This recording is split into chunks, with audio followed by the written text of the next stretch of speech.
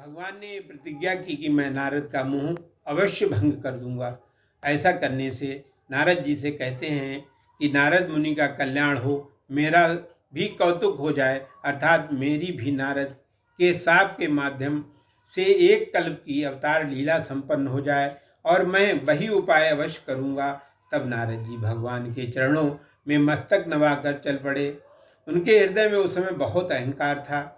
तब श्री जी के पति भगवान ने अपनी माया को प्रेरित कर दिया, हे पार्वती, अब उस विष्णु माया की कठिन करतूत सुनो।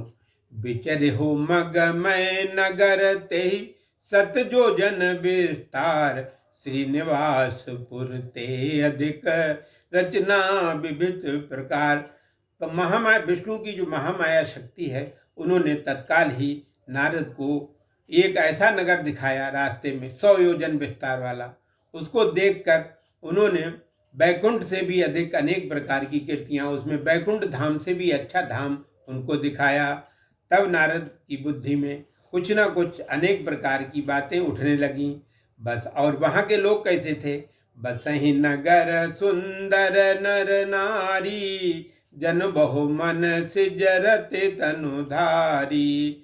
तेहि पुर बसहि शील निधि राजा, अगणित है गए सेन समाजा। संत सुरेश सम विभव विलासा, रूप तेज बल नीत निवासा। वहाँ के नर नारी पुरुष इतने सुंदर और सौम्य थे कि उनको देखते ही उनके मन में कामदेव अमृति ने ही शरीर धारण कर रखा ऐसे वो मनुष्य दिखाई पड़ते थे।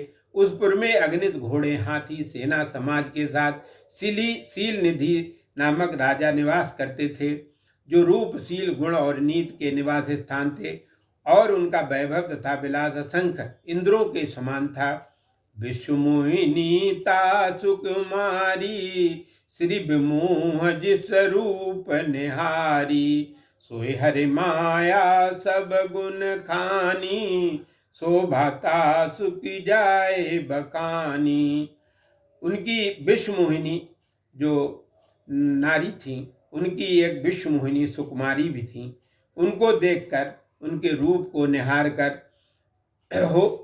कर अथवा विश्व मोहिनी उनका नाम को जानकर, जिसके रूप को देखकर लक्ष्मी जी भी मोहित हो जाती थीं, वही भगवान विष्णु जी की साक्षात माया थीं। वो सभी गुणों की खान थी। उनका शरीर शोभा का ऐसा वर्णन किया जाए कि करहीं स्वयंवर सो नृप बाला, आए तहें अगणित मह पाला। मुनि कौतुकी नगर ते गयो, पुरभाषिन सब पूछत भयो। सुनि सब चरित भूप ग्रह आए, कर पूजा नृप मुनि बैठाए। वे महाराज अपनी बालिका का स्वयंवर आयोजित कर रहे थे। वहां पर अगणित राजा आए हुए थे। कौतुक प्रिय मुनि नारद जी ने उस नगर में चले गए। तब सभी पुरवासियों ने पूछा। संपूर्ण चरित्र सुनकर वे शील निधि महाराज के भवन में आए। महाराज शील निधि ने नारद जी की पूजा की और उन्हें आसन पर बैठाया। आन दिखाए नारद भूपति राजकुमार, कहो नाथ गुण दोष सब यही के हृदय विचार। शील निधि राजा की राजकुमारी को लाकर नारद मुनि को दिखाया और बोले, हे नाथ, हृदय में विचार करके इसके सभी गुणों को दोषों को कहिए। देख रूप मिन बिरत मुन बिरत बेसारी, बड़ी बार लग रहे निहारी। लक्षणता सभी लोक भुलाने, हृदय हरस नहीं प्रकट बखाने। विश्व मोहिनी का रूप देखकर नारद मुनि अपना वैराग्य भूल गए और उस कन्या को बड़ी देर तक निहारते रहे। उसके लक्षण को देखकर नारद जी भी भुला गए, अर्थात कन्या पर मुग्ध हो गए, लुब्ध हो गए।